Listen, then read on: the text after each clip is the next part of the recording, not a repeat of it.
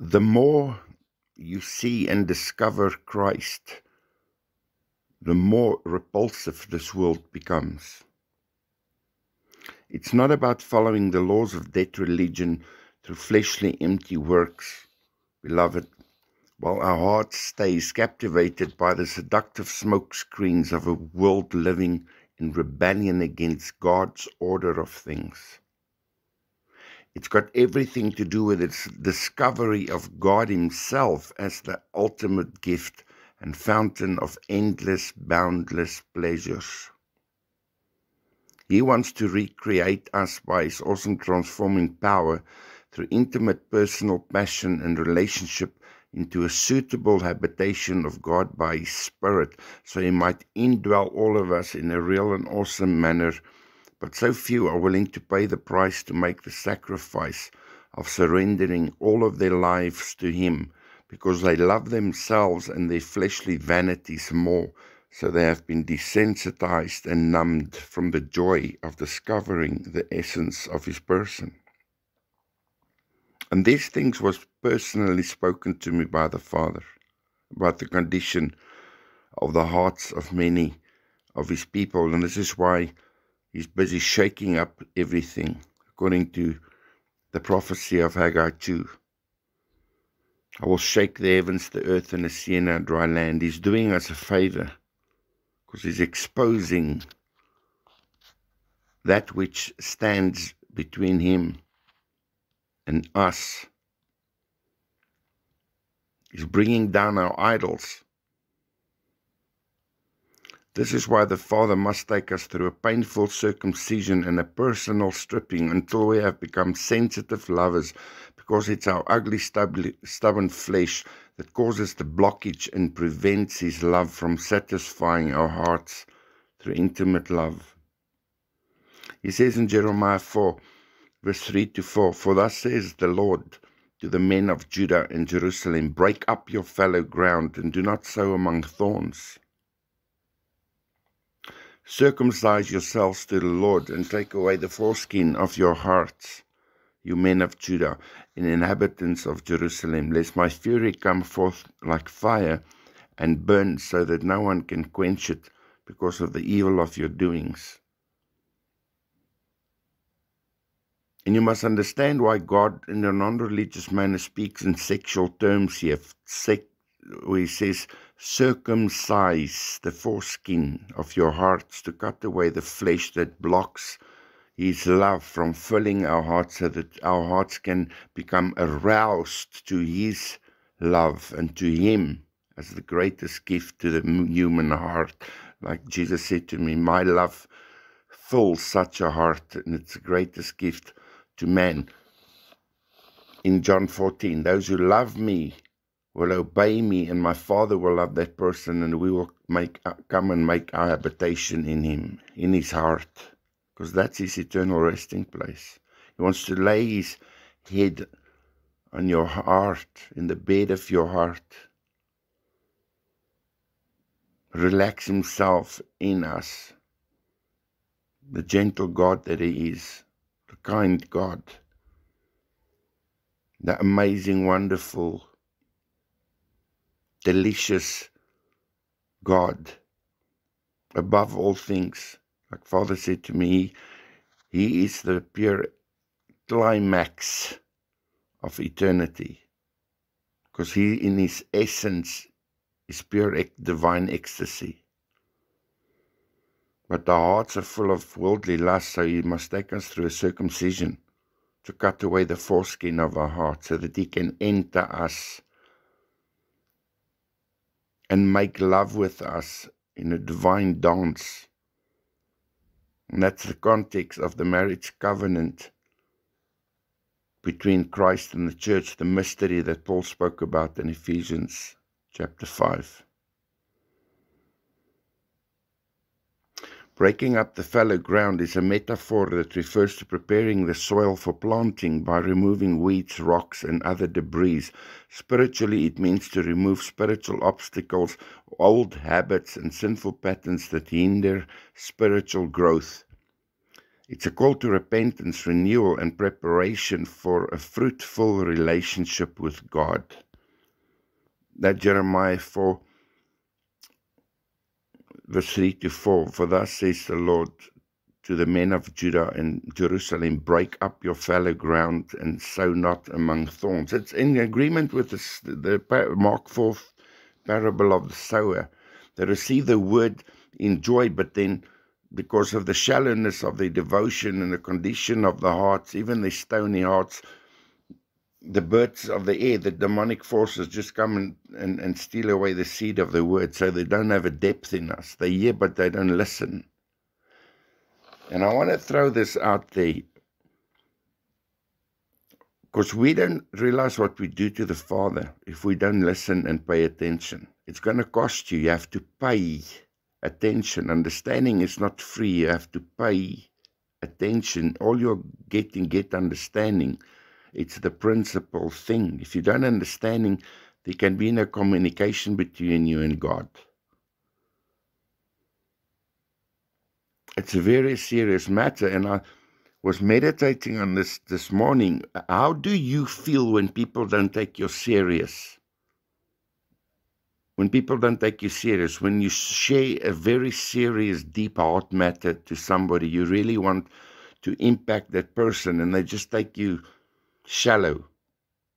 I hear you, but I don't listen. I don't actually want to hear what you have to say because I'm so full of myself and my own importance and my own ways. This is what we do to God. And this is why He's shaking up this generation, because He's getting serious with us. He wants our attention. I say it again, breaking up the fallow ground is a metaphor that refers to preparing the soil for planting by removing weeds, rocks, and other debris. Spiritually, it means to remove spiritual obstacles, old habits, and sinful patterns that hinder spiritual growth. And remember, He's the gardener of the soil and the garden of your heart. You must call Him to do this. It's a work of the Spirit. We can't change ourselves, but He resists the proud and gives grace to the humble. The ministry of grace, the same grace that saves us, must be allowed to change us. It's a call to repentance, renewal, preparation for a fruitful relationship with God. And we need to be transparent before God, because it's our transparency that breeds true intimacy, brings us into true intimacy. He looks right through us. We must become transparent.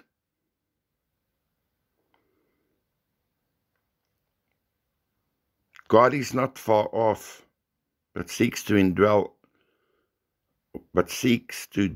ever so close, as is written in 2 Corinthians 6, from verse 16 to 18. And what agreements has the temple of God with idols? He doesn't serve your idols. He's not going to come and serve your flesh. God said to me, this is why so many of His people don't hear His voice, because they want Him to come into a relationship with their flesh, idle, carnal chatter, and serve their lustful desires.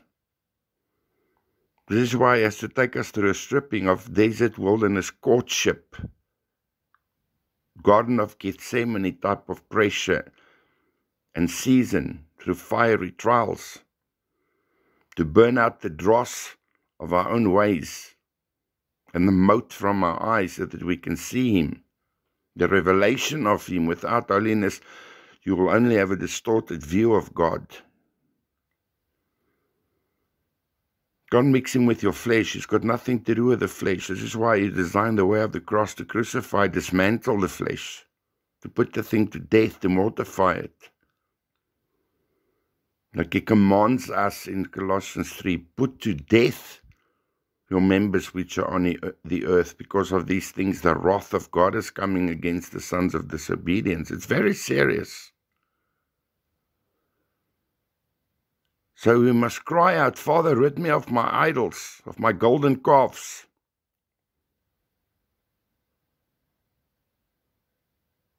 that keeps me bound and limited and stuck in the outer court at the foot of God's mountain. Help me to lay down my fleshly vanities and prides and the idol of me.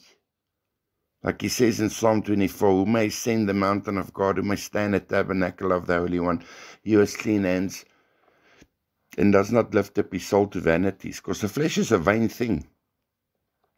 Humility does not parade itself. The more that you allow God to strip yourself, the less you want to be seen. You want Him to be seen.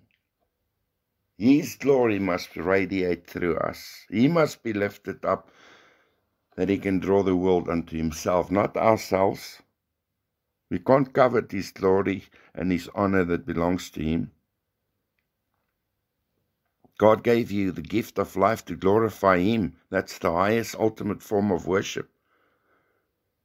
A life sacrificed so that the God of wonders might be glorified. You become Judah in the earth, which means praise.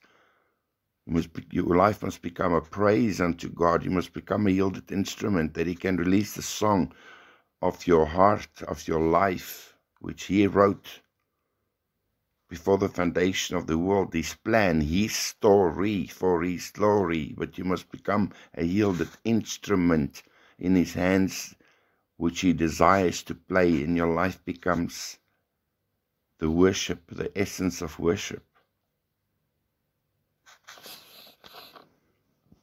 It's time to go deep. Come out of our shallow ways of limiting God. So we must lay down our idols.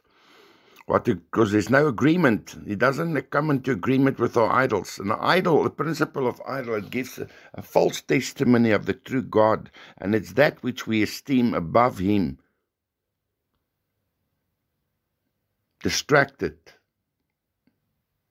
Lord, help me to lay down especially the idol of self. Uproot that thing in the way of the cross. And bring me into the reality and the beauty and the power and the authentic revelation through Holy Spirit expression and declaration as a living epistle.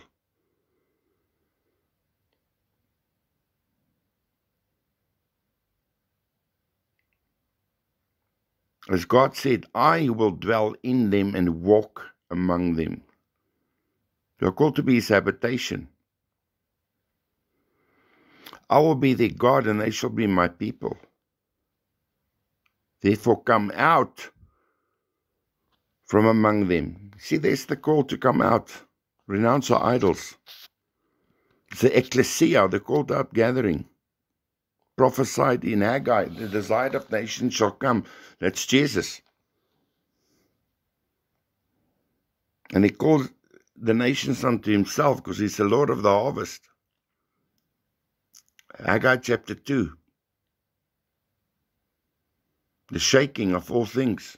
I saw Jesus standing in a powerful vision in 2018 with a massive, huge sieve, a sieve. He caused the entire globe, the earth, to pass through that sieve, to shake. It's the threshing floor of the valley of Jehoshaphat. Jehoshaphat means Jehovah has judged. It's the shaking and the threshing of nations. We're not going to escape tribulation, because that's the essence of tribulation. It means tribulum. It's the threshing instrument by which He separates the chaff from the wheat. Like John the Baptist prophesied, He's coming with His winnowing fork to clear His threshing floor, to separate the chaff from the wheat. It's harvest time. In the valley of Jehoshaphat, the valley of decision, who's going to finalize this thing now and drop the plumb line. And the standard of His righteousness made known unto a generation. Through His man-child first fruit, Melchizedek, kings and priests, that's coming on the world scene. And He through them. And that's the essence of Isaiah 60 to 62.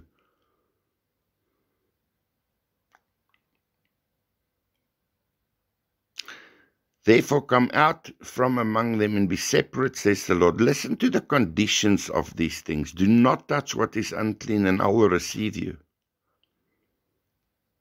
You know, people need to be inspired to get rid of addictions.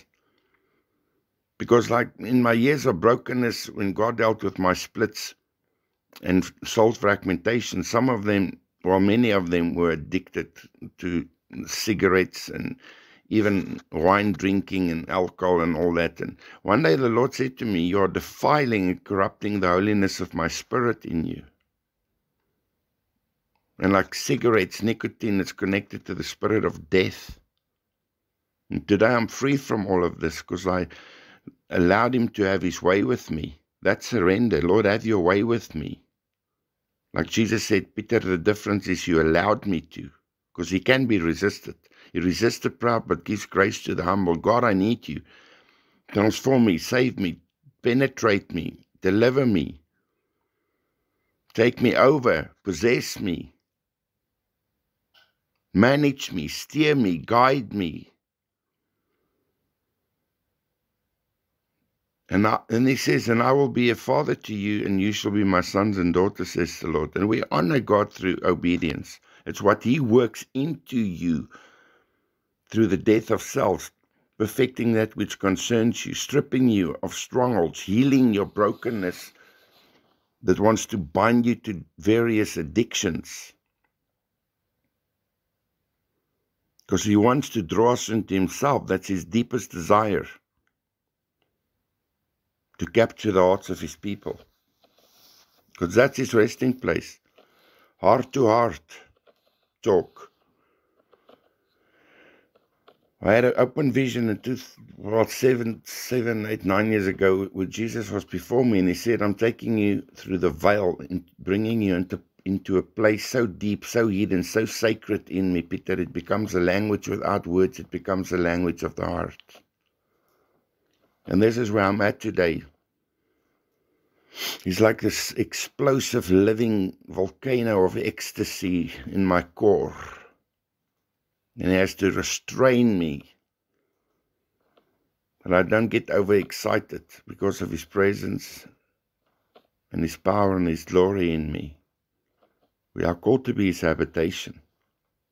Like the Father said to me, allow me to work. If you allow me to penetrate your depths, you'll find that I've become your sure foundation. So our prayer and outcry must be, Father, come and take a hold of me in the depths of me. It's all he wants to hear.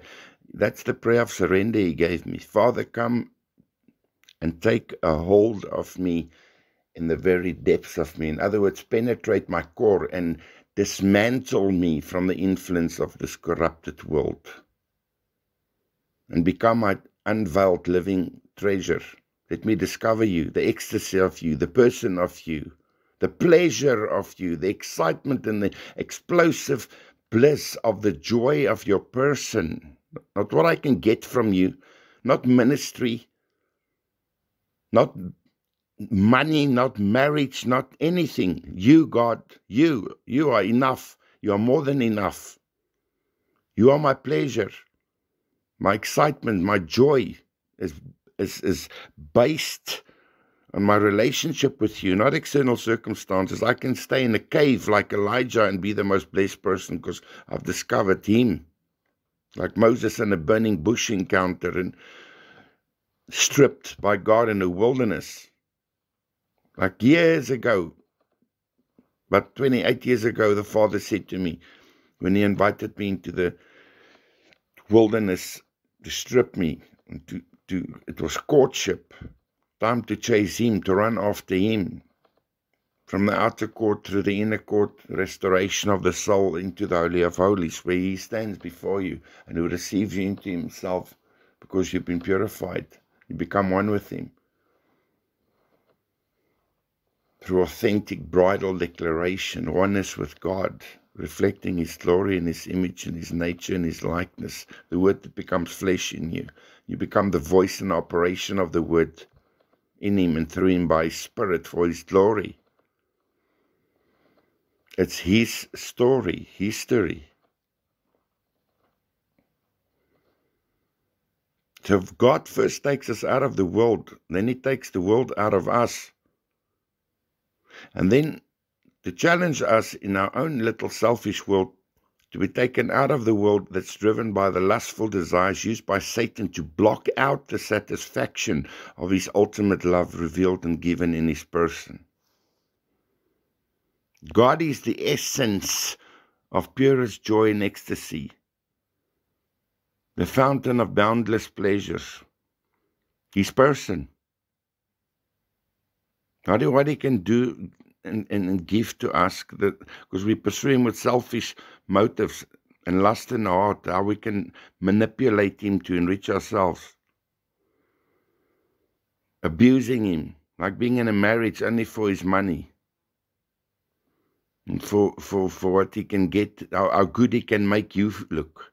No, the bride wants to be hidden in His glory, to reflect Him. We are here to exalt Him. It's part of our ultimate worship. Arise, shine, and the glory of the Lord shall be seen, clothing us, hiding us in His glory, the essence of His glory. We don't want to display the ugliness of self to the world, like through the principle of Satan, which is a self-exaltation.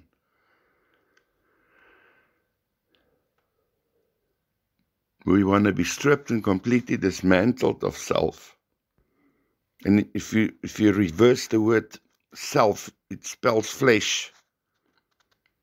Just put the H there. So God is the essence of purest ecstasy, but are you willing to pay the price of being stripped of self and that which prevents you from experiencing and encountering the divine essence of Him? He's the greatest gift to man, but He's also jealous of us.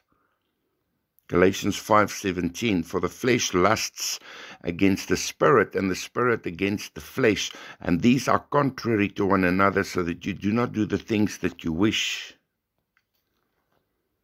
I asked Jesus why He spat in the dirt to form the clay which He placed on the eyes of the man that was born blind in John chapter 9, and God said it was to illustrate the call to allow ourselves to be washed by the power of His spoken word, because it's through our willful obedience by which God cleansing power is released.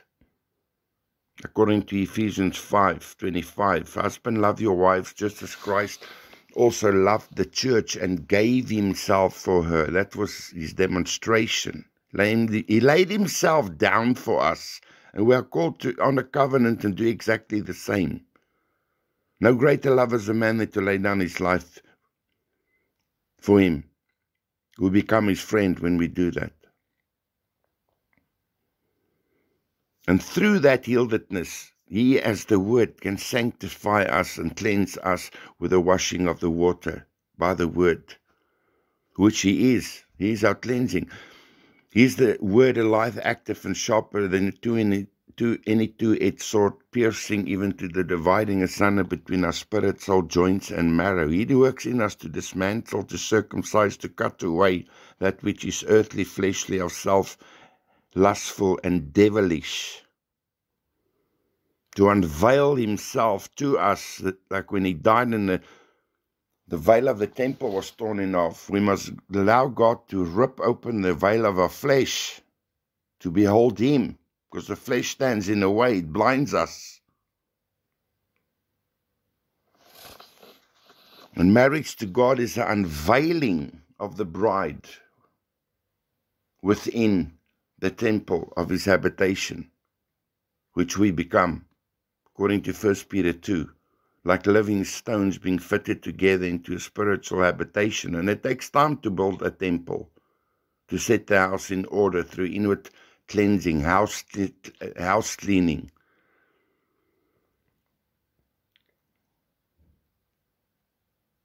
And He wants to present us as a glorious church. He's not going to receive us to Himself and then make us glorious. The bride that has made herself ready, we're going through a preparation season like Queen Esther before she was allowed to marry and be united to the king. He's holy. He will marry a holy bride, not having spot or wrinkle or any such thing, but that we should be holy and without blemish, and that comes through fire and cleansing, the baptism of fire on the threshing floor of Christ, to separate the chaff of your flesh from the wheat of your spirit, and that which is pure, the useful stuff, the precious from the vile. Jesus said all of us are blinded by the dirt of this world. That's why he spat in the soil, to anoint the man's eyes in John chapter 9. He did it with purpose. The Creator showed, you are blinded by the dirt of this world, you can't see me. And only after he washed, his eyes was open and he saw Jesus the first time. It's a principle through the gospel.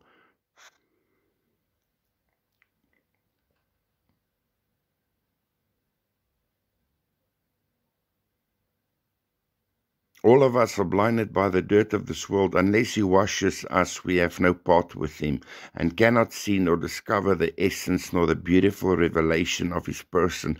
Unto them whose intense desire it is to become his bride, that shall be united with his person and receive up into him, as during the awesome encounter in 2008, when he caused me to pass through the outer court influence of this world, through the 5 bodily senses, then through the inner court realm by which he conquers our inner being and heals our broken souls. Then I was brought into the Holy of Holies, where he sat before me as the Prince of Peace, and as I ran to him, Jesus received me into himself and picked me up into his hand. He said to me, I am holy. It's undefiled, unmixed. There's no mixture in Christ. There's pure light. There's no darkness in him. And he must drive all the darkness out of us. Like he said, I am the light of the world. He who follows me shall have the light of life. We follow him until we become the light. And until he's driven all darkness out of him, out of us. It's an invasion of light, his presence, power, and glory. Like he says in John 1, in him was the light of men. So Christ said to me, I have to leave you in the fire until you are completely clean. In other words, I'm causing you to pass through my threshing floor until I've removed all the chaff, the wood and the straw, impure stuff. Through a cleansing, through a circumcision, through a shaking, through a crucifixion, through the fire of seasonal trials, where everything happens contrary to and how your flesh wants it. Because God's not going the way of the flesh. He doesn't go strolling with the devil. Self-exaltation is the principle of Satan. And when you are pure, he said, I can receive you into myself, becoming one with you. Not just a distracted, outer court, fleshly dweller kind of person, but as a bride brought into agreement and oneness with my ways. Veiling us in his holiness through wholeness. Full circle stuff. Captivated by him. John 13, verse 8, Peter said to him, you shall never wash my feet. Jesus answered, if I do not wash you, you have no part with me. He recreates our inward parts through his operation as the Word of God until we become his holy habitation. Let me repeat that. He recreates our inward parts through his operation as the Word of God until we become his holy habitation, fully invaded and completely possessed and indwelt by his Spirit. His power and his abiding glory. And then we become the essence of him. Our lives become the essence of him. The Word becomes flesh, flavored by Christ, eating his flesh, drinking his blood, producing the life of Christ in our beings until we reflect his glory and becomes divine expressions of him. That's the core of the gospel. to reflect Him. Like Paul says in Galatians 1, that God was pleased to set me aside since birth and to unveil His Son in me, the glory of His Son, the glorified, restored Adam, created after God in true righteousness and holiness, that which is right according to His standard and His word, because His word is law, how He says and declares things to be. That is the context of obeying the new laws of the new priesthood of the new Hebrews 7 covenant. The doctrine of Christ, the word of God, the lawgiver that comes to live in us. For the word of God is living and powerful and sharper than any two-edged sword, piercing even to the division of soul and spirit and of joints and marrow, and is a discerner of the thoughts and intents of the heart. He exposes our hearts. He does us a favor. Create in me a clean heart, O God, and renew a right spirit within me. Remove me from my idols and separate me from them, and bring me to the place where I'm really married to you in oneness and unison, God, in your holiness, and there's nothing between us anymore. And I'm dead to the influence of this world through the work of the cross, because Jesus said to me, you can only claim Galatians 2:20 in that context of being crucified when you are no longer influenced by your flesh and the external lust, pride, and greed of this world. Otherwise, you give a false witness and a false testimony, because if what you speak is not a reality wrought out into you by the hand and the power of the Spirit of God, you are a false witness, and you're only exposing yourself. That's becoming a living epistle, a truthful speaking epistle, with a truthful witness and testimony given.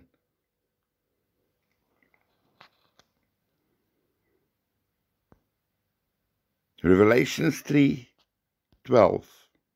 The Holy Spirit builds the revelatory treasures of the Word, Yeshua, the person of Christ, because we're called to unveil Him, to become expressions of Him, revelations of Him. So the Holy Spirit builds Jesus into the bridal temple made up of living stones, because they are called the Jerusalem city of God, the habitation of God. Revelations 3:12. He overcomes, I will make him a pillar in my temple of God. And that's a pillar of truth, established in the truth. Him filling His temple, like the wise virgins, we allowed Him to empty our vessels to fill Him, or us with Him, the infilling. And we shall go out no more, because we are in Him, we dwell in Him. That's the John 17 prayer, that we may be in Him and they in us. The habitation, I will live in and dwell among them, the essence of oneness. I will write in him the name of my God and the name of the city of my God, the New Jerusalem. So the bride becomes the Jerusalem habitation, which comes down out of heaven from my God, and I will write in him my new name. Isaiah 54 verse 10 to 14. For the mountains shall depart and the hills be removed, but my kindness shall not depart from you, nor shall my covenant of peace be removed, says the Lord, who has mercy on you. O you afflicted one, tossed with tempest and not comforted, behold, I will lay your stones and foundations with colorful stones. I will lay your stones with colorful gems and lay your foundations with sapphires. This is building Jesus, the treasure within whom are hidden these treasures of wisdom and revelation, into the bride as His city. I will make your pinnacles rubies, your gates of crystal, and all your walls of precious stones. And all your children shall be taught by the Lord, and great shall be the peace of your children. In righteousness you shall be established.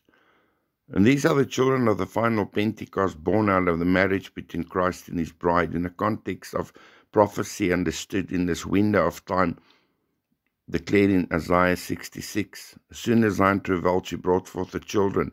And they shall be dandled on our knee and drink from the breast of our consolation. We give them the pure milk. We bring forth a pure breed,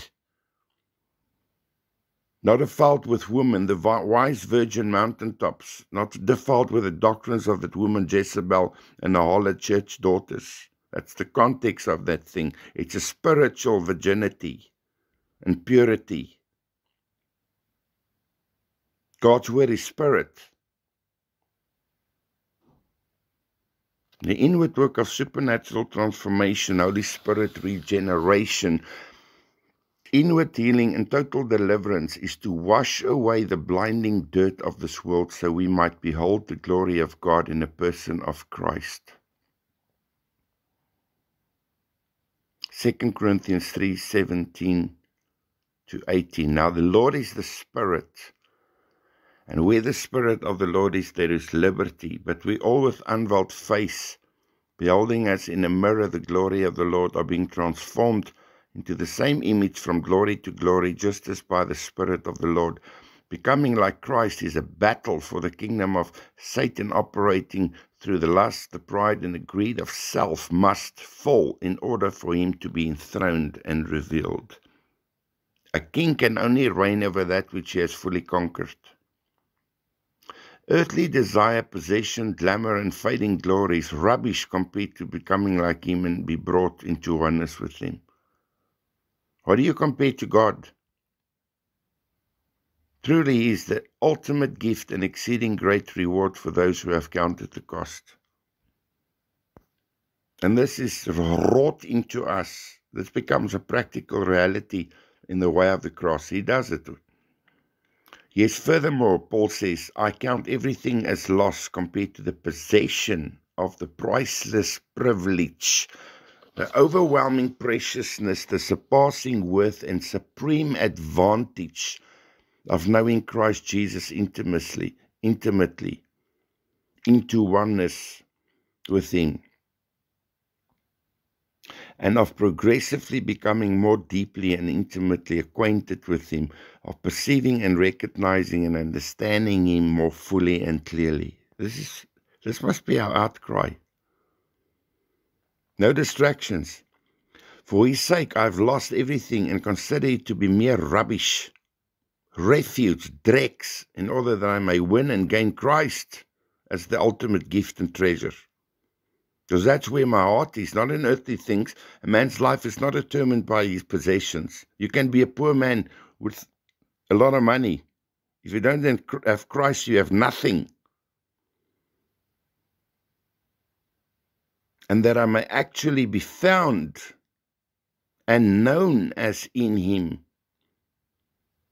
Dwelling in him, stripped of myself, not dwelling in myself and being stuck in a prison, worshipping the idol of self any longer, because he has stripped me in the way of the cross, that he can be revealed in me and I can be found in him in oneness.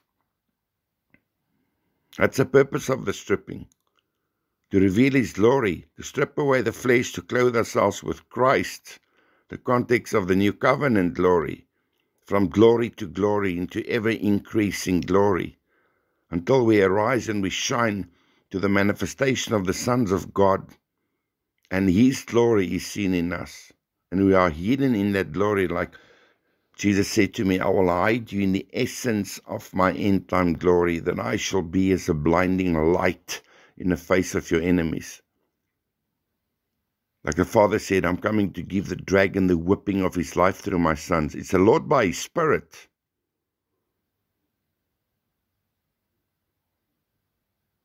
For my determined purpose, says Paul, is that I may know him, that I may progressively become more deeply and intimately acquainted with him, perceiving and recognizing and understanding the wonders of his person more strongly and more clearly, that I may in that same way come to know the power overflowing from his resurrection, which it exerts over believers, and that I may so share in his sufferings. And this is being stripped in the way of the cross, because any form of denial, self-denial, and dying to self is cause of suffering until the flesh is dead. And that thing is place in the tomb, like in the context of Romans 8:12 and 13, we are indebted to God to give the flesh a decent burial. That's the only debt we make to the flesh and owe to the flesh, to give the thing a decent burial by the operation of the Spirit in us. If I by the Spirit crucify, mortify, uproot, dismantle, and put to death the works of the flesh. He does it, but you must cry out for it. And then I may share his sufferings as to be continually transformed in spirit into his likeness, even to his death. And this is the context of the way of the cross. This is Philippians 3, Paul's testimony. If you flip back, it is obedience to the instruction given in Philippians 2. Let this mind be in you, which was also in Christ, who humbled himself and became obedient to the point of death. And if he couldn't sidestep his cross, how do we think we're going to sidestep our cross? Because he places a cross before all of us. Now that you are saved, they're going to live for him, and you're going to take up your cross and follow him. Lay down yourself. It's a laying down of yourself to take up the life of Christ. Matthew 10 never said take up my cross. He said deny yourself and take up your cross. His cross saves you from sin. Your cross must deliver you of self, which is the essence and the principle of sin. Because we sin because we yield to that which self desires. And now Satan exploits that ground. That must be taken back through a battle and invasion on the war front of the cross. Like he says in 1 Peter 4, since Christ suffered in the flesh, arm yourselves.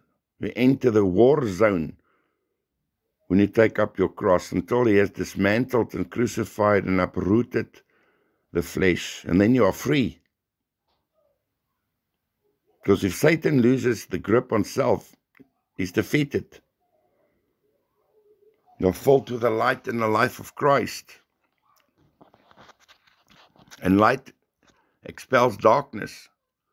Light disperses darkness. Light shines into the darkness.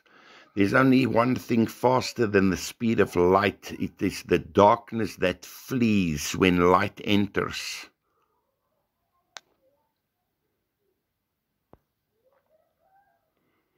Patience has done its perfect work when Christ has been fully formed in us within the furnace of purification and affliction. God matures us in the fire. He burns up all that is not of him until he has fully conquered our flesh, and all of us has been brought into agreement and oneness with his Spirit. We profit from our trials.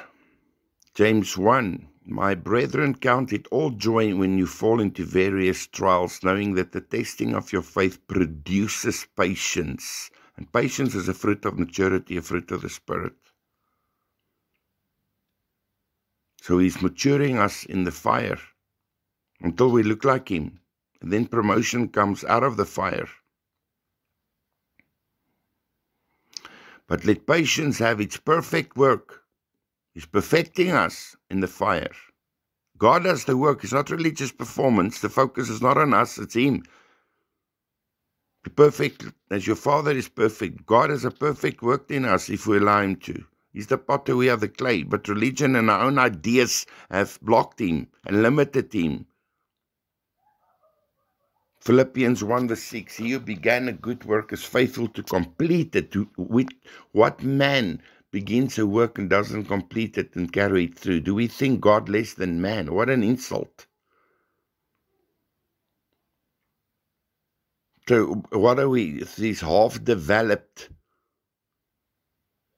not fully restored, still bound by every form of lust and brokenness and anger, because we don't understand the ministry of Christ to set the captives free, to open the prison doors, to release us from the bondage of self, through the death of self, the work that God accomplishes in us.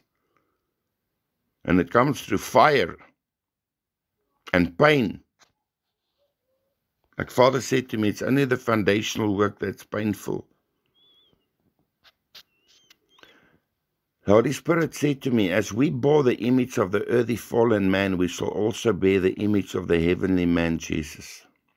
The beautiful thing about the gospel is that this heavenly man came to conquer the earthly man through a demonstration of divine love, and this is exactly the work of God unto sanctification, making us holy as He is holy. He lovingly and affectionately works out that which Christ has already accomplished on our behalf. His victory becomes a reality more and more as we follow Him out of the darkness into the freedom of His glorious light. He leads the way. All darkness in us becomes visible the closer we move to God. Then when exposed, it is expelled through a demonstration of His conquering love. And that's His Isaiah 61 ministry. Came to set the captives free, to open our prison doors, to release us from our prisons of bondage and pain and addiction and lust and brokenness and pride and despair. Invite Him into your prison, into your depths. Say, Lord, come and rescue me. His delivering power progressively rescues His children from the grip and the influence of darkness in every area of their lives as they lovingly and willingly submit and yield to the divine influence and His divine touch. Because like Father said to me, you need change.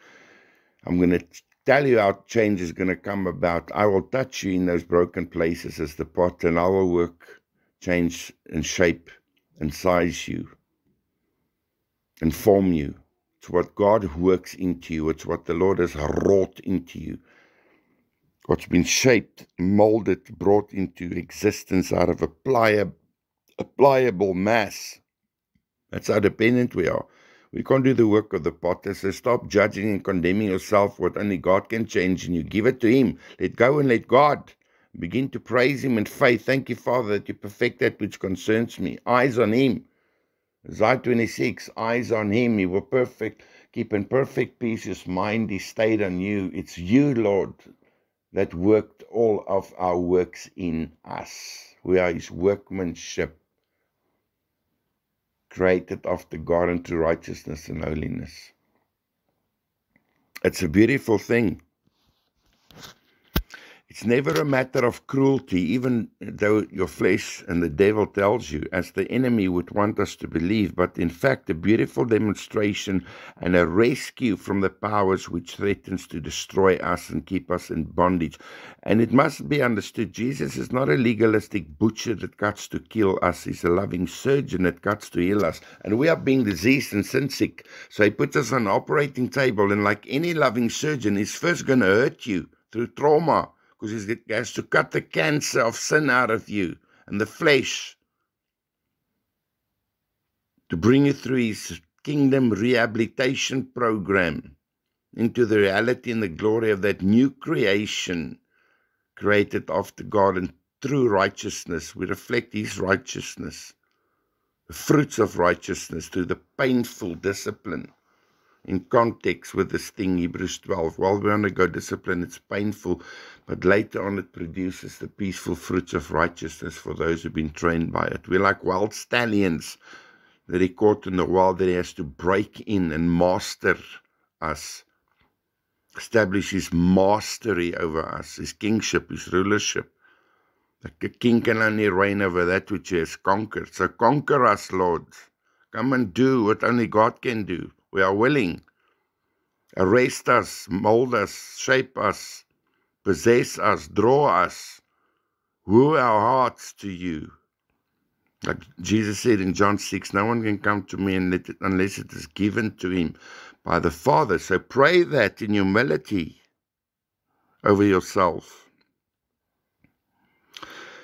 Then God said to me, the destiny and the purpose that God has for you requires you to be mature and completely whole and healed of all cracks in your foundation. Otherwise, you will not be able to handle and cope with the weight of glory which you are called to walk in. Remember, the glory of the latter house is the greater, John 14:12, works, greater works. It's the fullness of the deity, the accelerating glory manifesting within the sons of God. in the likeness, image of Christ, his Melchizedek priesthood. Like Jesus said to me,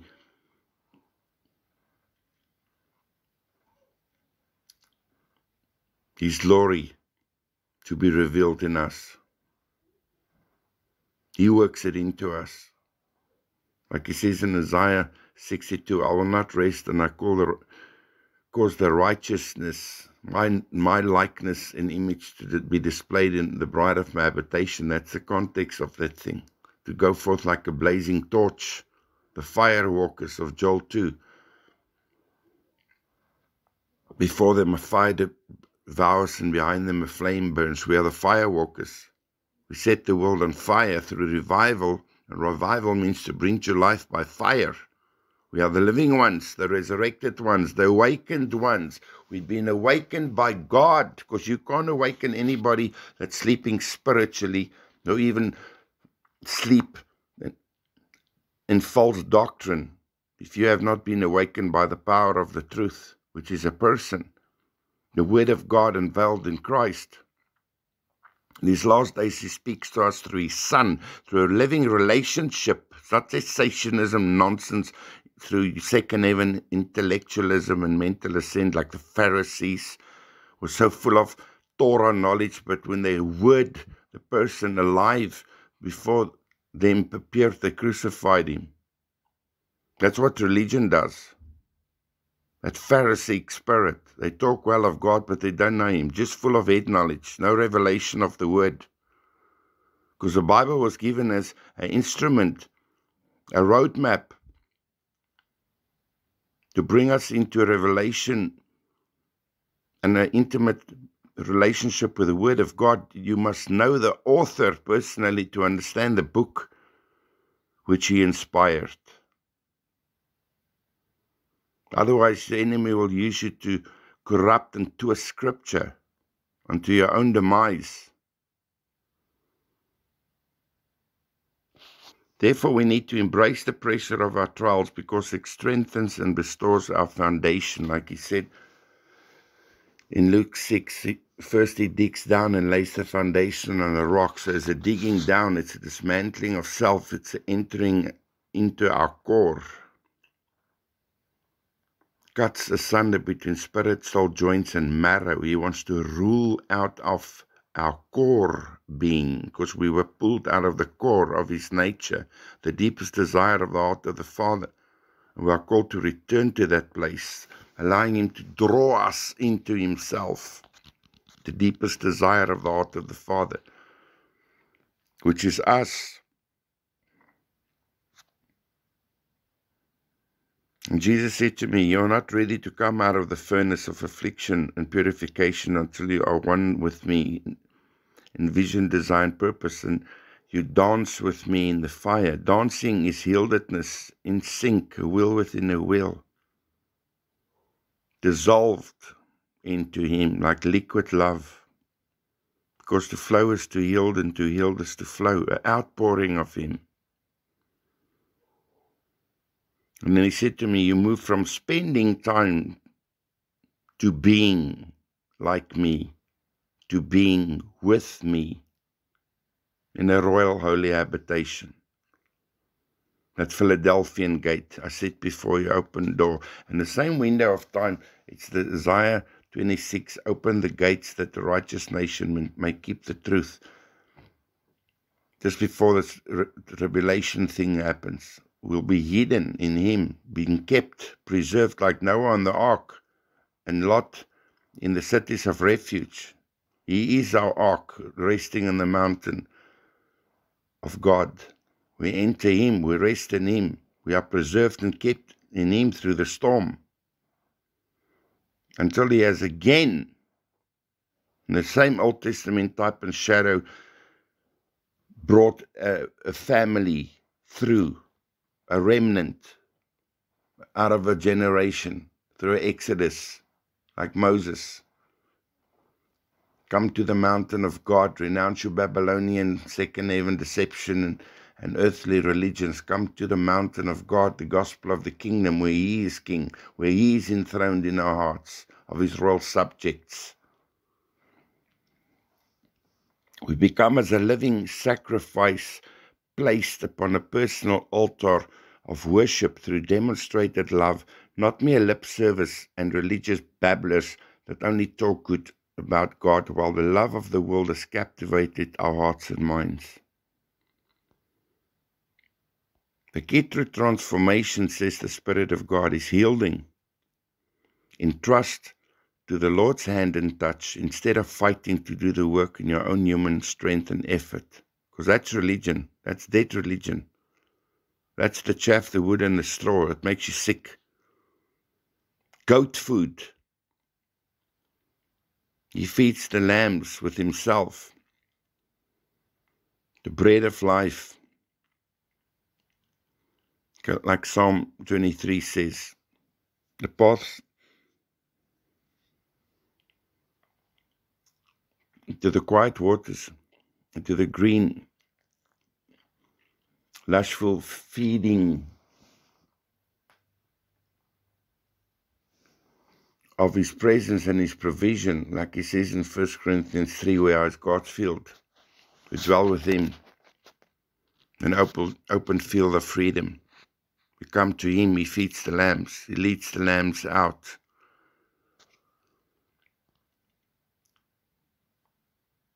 The Lord is my shepherd, I shall not want. He makes me to lie down in green pastures. While you healed, keep your heart focused and connected to the Father's heart. You must sever all ties to false perceptions of us.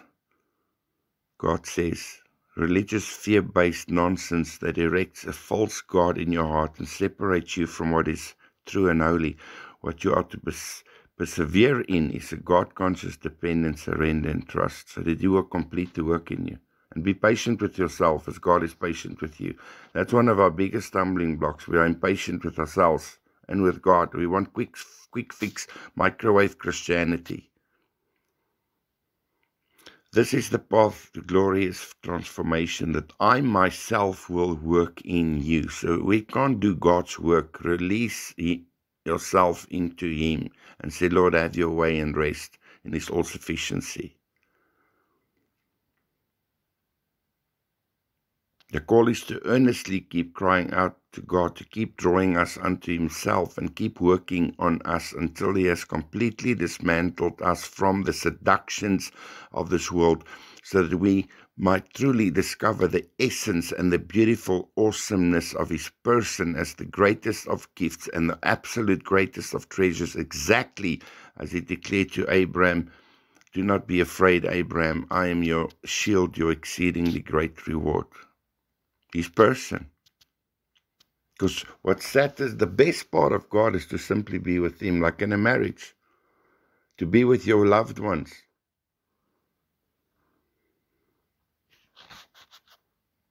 We need to be awakened to the fact of what Jesus said to me through an open vision years ago, while I indulged the revelations which he gives me of him to share and teach with the world. Like he declared, I called you to teach because you need to learn. Suddenly the spirit of the spirit world opened before me, and Christ sat in his beauty before me, and the look in his face I wish you could see. And he said to me, I just want to be like any lover, Peter, feeling wanted, and truly desired. I go through so much trouble just because I want to be with you, because that's what satisfies the heart of the beloved, is to simply be with the one he loves.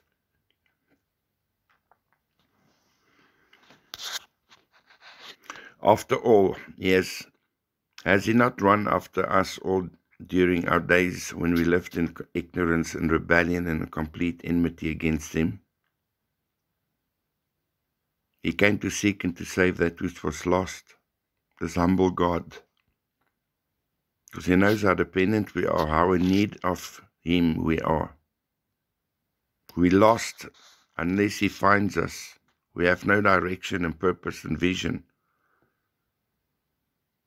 Is it then not a fair thing that we now pursue him with all of our hearts and allow him to completely captivate and conquer us with his love?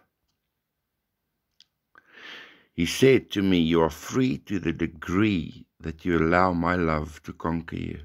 Remember, a king can only reign and marry his queen, truly united with his queen, when she allows him to conquer her heart with his love. The King of lovers, the King of our hearts. So the question is placed before us, beloved. Are we willing to lay down the fleeting, temporary, empty, seemingly glamorous seductions of the fleshly order of things, so he might reveal himself to us in spirit and in truth? Or are we going to be amongst those who esteem themselves and their fleshly vanities more than they love God, and so miss out on truly discovering him? He is watching, he is waiting, and he is still calling for the true sold-out lovers of God, who are willing to lay all of themselves down for him, so he might fill them with the divine, beautiful essence and the pleasure and the ecstasy of him. The greatest gift that God can give man is himself.